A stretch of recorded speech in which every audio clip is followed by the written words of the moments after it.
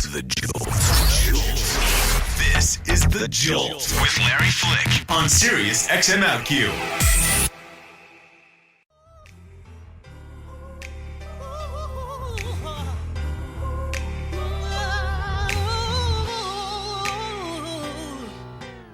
That was Mary J. Blige, such a good friend of ours, with a song from her album, The London Sessions. That track is called Doubt. It is 5 past the hour on this Wednesday morning, April 1st. I'm Larry Flick, and you're listening to The Jolt on Sirius XM OutQ. Still ahead this morning, Mel B's going to be here to talk about the new season of America's Got Talent, and she's involved in some sort of Facebook Messenger app that we're going to get her to tell us about. We're going to take a look at a new indie documentary about gay gangs. Gay gangs. There's something for everybody, right? The movie's called Check It. We're going to talk to the filmmaker who is trying to raise money and awareness of what transgender kids are having to deal with on the streets. Right now, we are so privileged to have one of our population's true heroes. His name is Malcolm Lazin, and he is looks too young to have been doing this for so long. I know, right? Well, thank you. My goodness, you must moisturize. Either that or you guys have cataracts, one of the two. Well, you know, my eyesight's not as good as it once was, but no, you're very, very youthful man, and thank you. He's here to talk about a number of things, including... Good thing we're on radio. Well, he's very dapper. He's going to be at Carnegie Hall today for a big event that you'll no doubt be hearing about later on today. But this July 4th, marks the 50th anniversary of the gay rights movement. There's always a little bit of quibbling about where and when it started. A lot of people use the Stonewall riots in New York City, downtown, as a benchmark. But 5 decades ago, it kicked off in Philadelphia. Yes, and it really was a seminal moment for the movement. It was the first time that activists from more than one city assembled for a gay rights demonstration. And it was really the very first time as well when it was about equality. There had been some demonstrations in late 1964 and early 1965, but they were around specific issues like Fidel Castro rounding up homosexuals, certainly in the aftermath of World War II. The feeling was, concentration camps. And so there was a demonstration at the White House, but it was around that. It wasn't about overall equality. The other thing that makes it important is the strategy of it all, which was it was at Independence Hall. It was on July the 4th. And so it had all of the symbolism that made it, an iconic location. Obviously, the place where the Declaration Certainly. was written, the place where the Constitution was written, certainly the framework for the call to be treated with equality. And the other thing that I think made it important was that it was the principal organizers were Frank Kameny and Barbara Giddings, who I believe are the father and mother of our civil rights movement. Absolutely. Frank hands down did more for this movement than anyone, and I don't think there's a close second to Frank Kameny. And of course, Barbara Giddings was just really a seminal person as well. So they held these annual reminders on roughly in 1965 in the whole country. There were probably 200 people in the whole country that would have self-identified as being a gay activist. 40 of them showed up in Philadelphia on July 4th, and that was literally the largest gathering for gay rights up to that moment in time in the history of the world. And so it really was a launch moment, and they were so pleased with 40 people that they held them from 65 through 69. Each year the numbers grew. And then in 69, Stonewall occurs.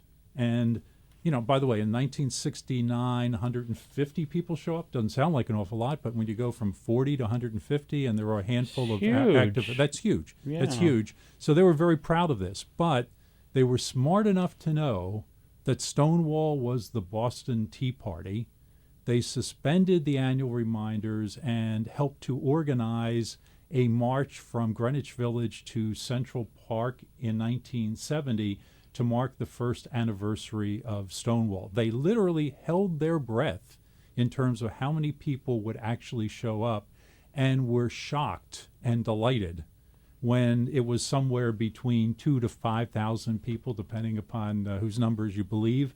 But nonetheless, to go from 150 to 2,000 was, remarkable. And then, certainly Frank and Barbara did phenomenal things thereafter. Is there any as you were laying that out, it's a story I've heard before, but it's moving to hear you lay it out so cleanly, because you can still touch it. It's so close from when it first began. Yeah, it's close. It's particularly close for me because I had the great privilege of knowing both Frank and Barbara. Yeah. I'm the co-executive producer of Gay Pioneers, which is a 30-minute documentary about the start of these annual reminders. We co-produced it with WHYY PBS. It's truly a legacy film. We get orders for it literally weekly. It's an incredible movie. Really everybody should see Gay Pioneers. Absolutely should. And by the way, one of the things I'm really proud of is we showed it at the annual meeting of the American Historical Association. And if anybody was ever going to criticize it, and for lack of context, all kinds of different things, we got literally no criticism. The only thing we did get was lots of orders from history professors. That's wonderful. That's wonderful. It's so extraordinary, though, to be able to see that in our lifetime, this is when it all started. It's that recent. It's shocking to pose that. We're talking about the 50th anniversary. I'm going to be 52 in June. I was, 2 years old. Right. Yeah. Turned to actually the day it happened. Yeah, and here's the other thing that I think people really need to know, because we are the only minority community worldwide that's not taught its history at home, public school, religious institution. That has huge ramifications. Yeah. And our movement has not, to its peril, prioritized teaching our history. Narratives are hugely important to particularly minorities. The understanding who our heroes are, understanding our narratives are extremely important. We're not funding our history. We're not prioritizing our history, and I think that's a huge mistake. So let me just, let me take you to, essentially what was a virulent time when these folks stepped forward, and so for your listeners to understand the Edmund Pettus Bridge that the Gay Pioneers needed to cross. At that moment in time, via a presidential executive order signed by Dwight Eisenhower, the federal government was prohibited from employing a gay or lesbian person for either federal, civilian, or military service. So if you could not be employed by your own federal government, you were essentially unemployable by everyone else. So put yourself out there as openly gay. You've made yourself persona non grata in the workplace. Do you? I'm sorry. Go on. Yeah. Two. There are actually four major things. Please. I want everybody to know. And by the way, I'm happy to discuss what the ramifications of each of these are. But please continue. Yeah. So, second, without any scientific basis, the American Psychiatric Association classified being a homosexual as a mental illness. Can you imagine trying to start a civil rights movement when the rest of society viewed you as a Looney Tune? Three, it was either a crime or one could lose one's license in most states to have more than one homosexual in a bar. And by the way, that fits neatly, of course, into Stonewall, because in 1969 there were a handful of gay bars owned by the mafia, who paid off the police so that they could operate. The drinks were twice as expensive and diluted. But that's what that meant, and certainly there was no way to get on the World Wide Web and find someone else who was gay. And then, lastly, it was a crime in all states for consenting adults to, in the privacy of their home, to engage in same-sex intimacy, which meant that if somebody wanted to dime somebody else, all they had to do was call the police and say, hey, across the hall, there's a crime being committed. The police could go get a search warrant. They could knock down your front door. They could knock down your bedroom door, and they could arrest you. Do you think that all of this gets forgotten because we don't have in place the teaching of our history? Yes, absolutely. These are, by the way, this is just fundamental fact. And if you don't understand that fundamental fact, you're really missing, one, the obstacles, two, how truly courageous and brave these gay pioneers were in terms of, stepping forward. 99% of other gay people thought they were out of their minds. Don't rock the boat.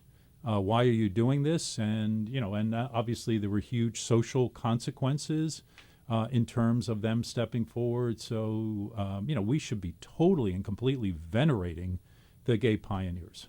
It's Malcolm Lazin joining us here on The Jolt. I'm Larry Flick, and he is at the center of a series of exhibitions and events surrounding the 50th anniversary of the gay rights movement, which happens in Philadelphia, July 4th. And do you just get enraged by the spates of apathy that we experience? Well, I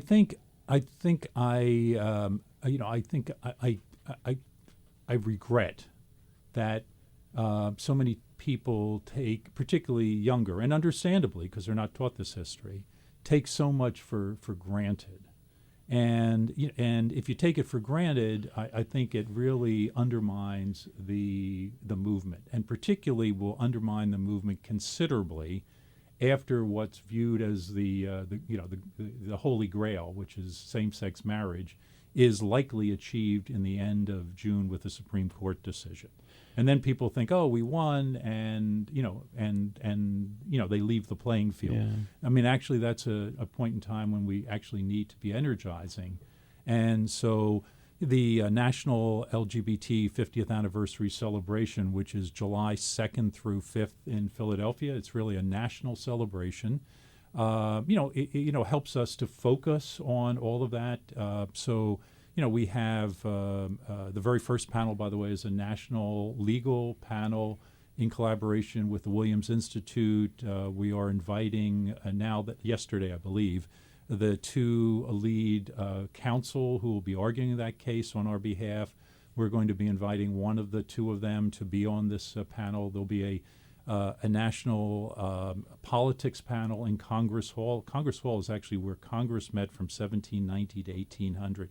It is a rare day when anything is allowed in Congress Hall, and the National Park Service, which has given us a permit for this celebration, is hugely proud that this is also part of the history of Independence National Historical Park. I think it is that spot for the gay rights movement is probably the single most important spot for us. So we have that. There will be a Gay Pioneers screening with a distinguished panel. There'll be parties every night. There's a international interfaith service at a historic Christ Church, which is where George Washington and other founding fathers worshipped, and Bishop Gene Robinson will be delivering the sermon. There'll be a wreath laying at the Gay Pioneers Historic Marker, which is literally directly across the street from Independence Hall and the Liberty Bell Pavilion. There'll be a lunch honoring Edie Windsor and Judy Shepard. There will be fireworks. There will be a street festival in our neighborhood. But really, the seminal moment will be on July 4th in the afternoon, which will be the 50th anniversary ceremony. 1 hour on a very large stage covering the front of Independence Hall. We really want to achieve three things with that. One is to commemorate the gay pioneers, and we think we have a remarkable way of doing that. Two is to celebrate 50 years of remarkable progress through 6 different issues, address future challenge, and then in between those elements, there'll be some major but very powerful entertainment. PBS is going to be doing a 1 hour 50th anniversary documentary. This comes, by the way, think about it. The Supreme Court will issue its decision, I think all experts believe, on either Monday or Tuesday, June 29th or 30th. That's days within the start. Yeah. And this will be where we think everyone will want to be to celebrate 50 years, celebrate marriage equality, celebrate our history. And there is no registration fee, and all the substantive programs are free. So that's a lot for you to consume, and we'll be bringing you lots and lots and lots of information, piece by piece, as we get closer to the big event. We're committing on this program and on this station to do that. We're joined by Malcolm Lazin here on The Jolt. I'm Larry Flick. It's about 21 past the hour. As all of this progress is made, we were talking before we turned the mics on about what's happening in Indiana and Arkansas, and the fact that there are 14 additional states that could sign some form of Religious Freedom Act into law. Do you feel that our folks, for lack of a better way to put it, don't understand that every stride we make forward, we have to be hypervigilant because it frightens people to the point of retaliation? I hate to make it sound like war, but it feels like war. Yeah, it's. I think by and large, most of our foes recognize that marriage equality is almost an accomplished fact. I think it would be hugely surprising if the Supreme Court did anything that would reverse what has already been accomplished. That having said, there's always pushback to that. And so, these, I think, remarkably misnamed religious freedom acts are that response. And I think, as we see us making progress, there's always going to be pushback. It's something I was also thinking about as you were talking, and I was thinking about this morning as well. I remember when. A few years ago, when the Supreme Court made its last or more recent finding on same-sex marriage, one of the things that folks seemed to react with was violence, and not a lot of reporting on that, but there was a lot of violence. Was there violence 50 years ago? Fortunately, there was not violence. Obviously, violence takes two forms. One, which is physical, and right. And the other, can't be employed. Right. Right. It's I'm not sure which one is worse. Probably not being employed, but no. Remember, they were standing in front of Independence Hall. There were plenty of police around. Matter of fact, by the way, after it got started, it got on the radar screen, and federal agents were there. They ended up taking photos and creating investigative reports for J. Edgar Hoover. But by the way, one of the great ironies in terms of producing gay pioneers was we were invisible. We weren't worth reporting about at that moment in time. There was almost no reporting about the annual reminders. There's one article in the New York Times which was like way deep in the paper, and it was of almost insignificance. So to do a documentary film, you obviously need to have some images. And because I had been an attorney in the U.S. Department of Justice, I was well aware, and also had been a partner in a Philadelphia law firm. I was well aware of the Freedom of Information Act, and so we made a Freedom of Information Act request and got all of these images from the FBI. So literally, think of the great irony. Our principal archivist for gay pioneers is J. Edgar Hoover. Isn't that incredible? Isn't that something? So we're going to have to let Malcolm go and prepare for his big Carnegie Hall moment in a second. But as I mentioned, I hope you'll come back and talk more and more as we get closer to the big event.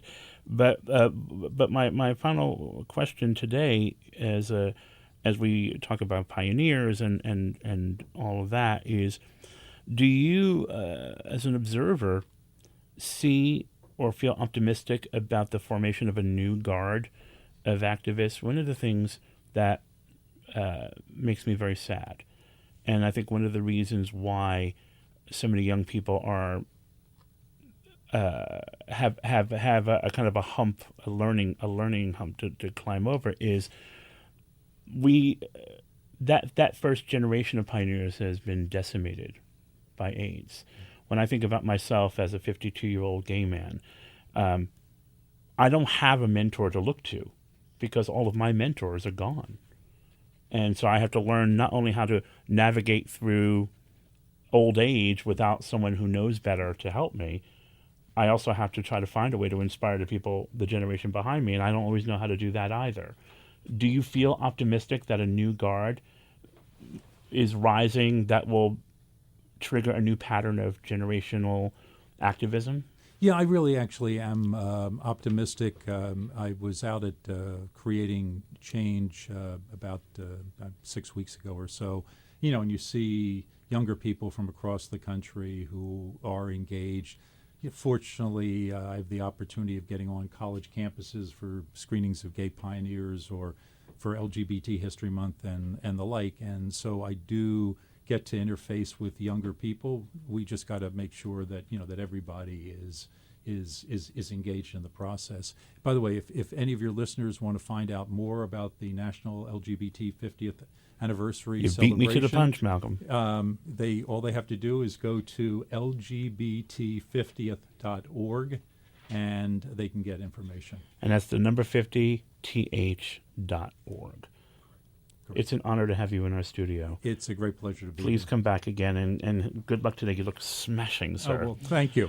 Stick around. There is so much more to come on The Jolt.